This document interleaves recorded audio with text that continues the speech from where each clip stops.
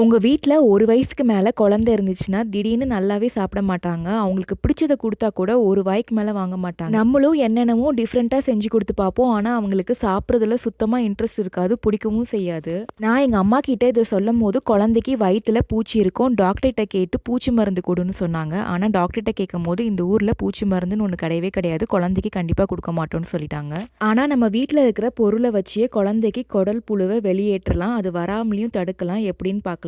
1 teaspoon அளவுக்கு மிளகு, ஜீரகம், 2 ஏலக்காய், 1 டீஸ்பூன் அளவுக்கு ஓமம், 1 பல்லு பூண்டு, மஞ்சள் இது எல்லாத்தையுமே 5 நிமிஷத்துக்கு லோ ஃப்ளேம்ல வச்சு நல்லா வறுத்துக்கோங்க. இது ஆறுனதுக்கு அப்புறமா மிக்சர் ஜார்ல போட்டு அரைச்சிருங்க.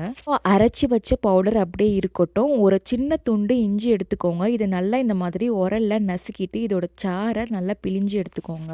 1/2 டீஸ்பூன் தேன், அரைச்சி வச்ச பொடி 1/2 டீஸ்பூன் இது மூணுத்தையுமே நல்லா மிக்ஸ் பண்ணிட்டு 1 வாரத்துக்கு 1 நாள் குழந்தை காலையில சாப்பிட்டதுக்கு அப்புறமா நாக்குல நல்லா வச்சு விட்டுருங்க. இந்த மாதிரி பண்ணோம்னா குழந்தைக்கு வயித்துல பூச்சி சேராது, ஜீரணம் ஆகி நல்லா சாப்பிட ஆரம்பிப்பாங்க. ட்ரை பண்ணி பாருங்க.